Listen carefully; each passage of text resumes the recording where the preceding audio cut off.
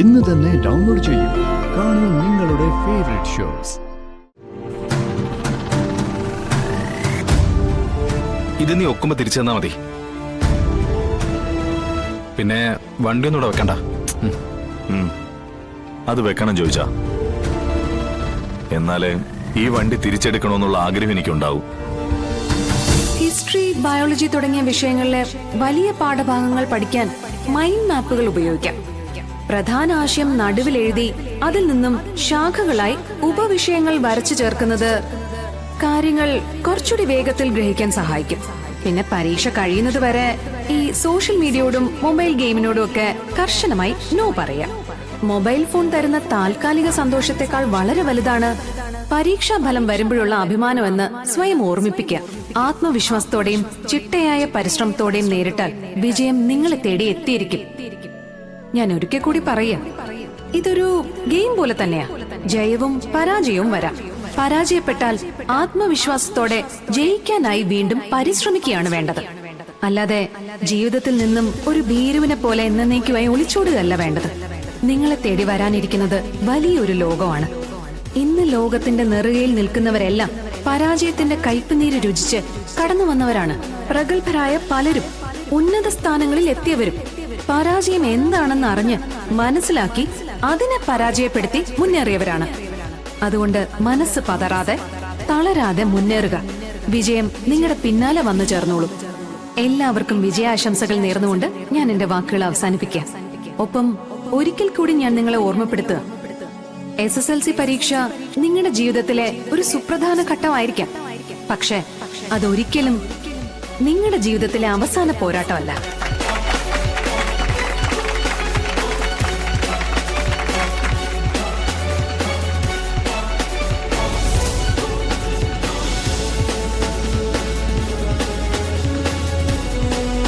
കുട്ടികൾ നല്ല ടെൻഷനല്ലേ മാഡം? ഈ സമയത്ത് ടീച്ചേഴ്സ് മാത്രമല്ല, രക്ഷിതാക്കളും അവർക്ക് സപ്പോർട്ട് കൊടുത്ത് കൂടെ നിൽക്കണം. ഒരു കാരണവശാലും അവർക്ക് ടെൻഷൻ കൊടുക്കരുത്. അമിതഭാരം ഒരിക്കലും ജീവിത വിജയം ആവില്ലല്ലോ അനു. മനസ്സിലാവുന്നുണ്ട് മാഡം. അപ്പോ ഇനി നേരെ നമ്മൾ മധുരയ്ക്ക്, മലയ സെൽവത്തിന്റെ വീട്ടിലേക്ക് അല്ലേ മാഡം? അതെ.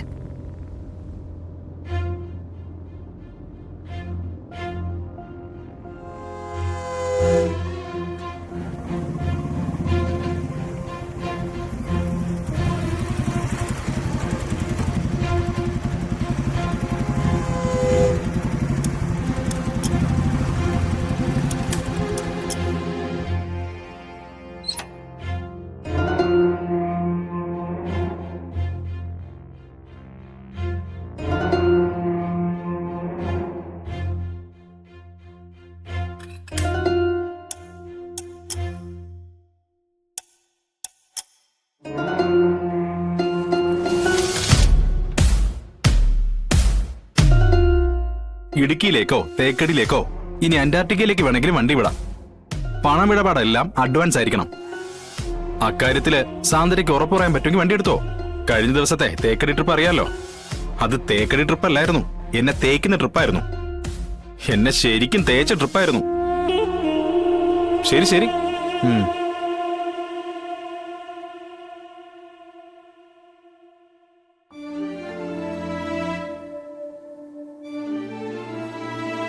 ചോദിച്ചാ എനിക്ക് കുറച്ച് കാശ് വേണമല്ലോ.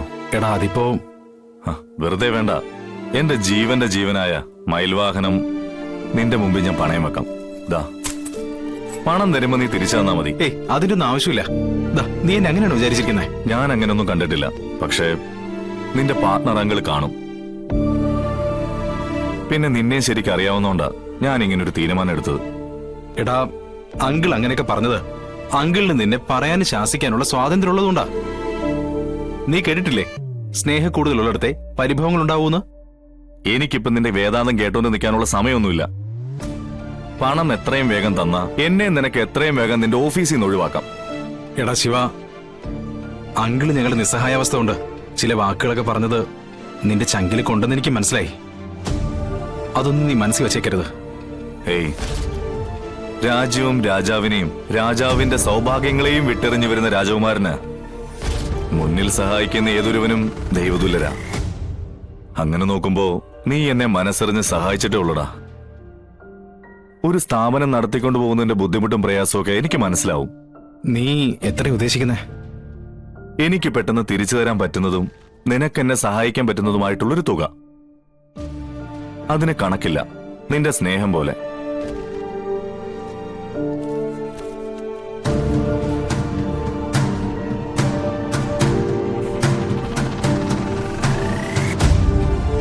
ഇത് നീ ഒക്കുമ്പോ തിരിച്ചു തന്നാ മതി. പിന്നെ വണ്ടിയൊന്നും ഇവിടെ വെക്കണ്ട. അത് വെക്കണം ചോദിച്ചാ. എന്നാലേ ഈ വണ്ടി തിരിച്ചെടുക്കണമെന്നുള്ള ആഗ്രഹം എനിക്കുണ്ടാവും. ആ ആഗ്രഹം എന്നിലുണ്ടായാൽ മാത്രമേ എനിക്ക് എന്റെ ജീവിതം മുന്നോട്ട് കൊണ്ടുപോകാനും പറ്റൂ. നീ കേട്ടിട്ടില്ലേ, ആവശ്യമുള്ളവനെ അറിഞ്ഞു ജീവിക്കൂ, അല്ലാത്തവൻ അറിയാതെ ജീവിക്കുമെന്ന്. എനിക്കിനി അറിഞ്ഞു ജീവിച്ച് തുടങ്ങണോടാ. അതിന്റെ തുടക്കം നിന്റെ ഈ പണം തന്നെ ആവട്ടെ.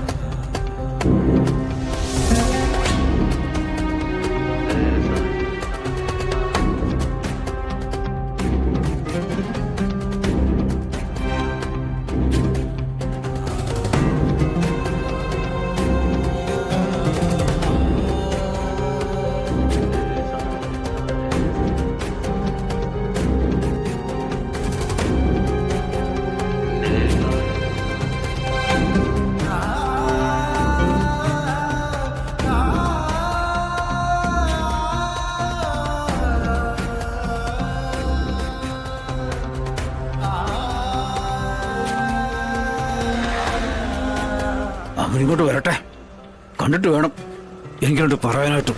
നമുക്ക് വേറൊരു ദിവസം വന്നാ പോരെ സാറേ? പറ്റത്തില്ല, എനിക്ക് ഇന്ന് തന്നെ കാണണം. കണ്ടിട്ടേ ശരിയായി കൊടുക്കുന്നുണ്ട് ഞാൻ. ആഹാ, എടോ ദാഹിക്കുന്നുണ്ടല്ലോ, വെള്ളം കുടിക്കണം. സോഡാ നാരങ്ങ വെള്ളം കുടിച്ചാ മതിയോ? ആ വാങ്ങീര്, സോഡാ നാരങ്ങ എങ്കിൽ സോഡാ നാരങ്ങ.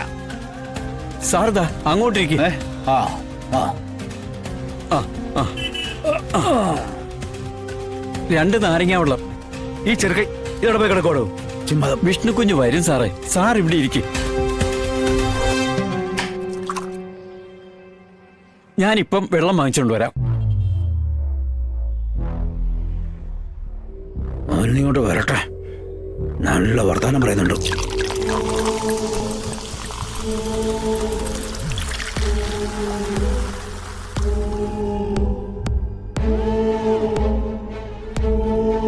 ദാ സാറേ. അതെ വിഷ്ണു, ഈ വഴിക്കൊരു ഇയാള് പറഞ്ഞേ. ആ അതെ അതെ.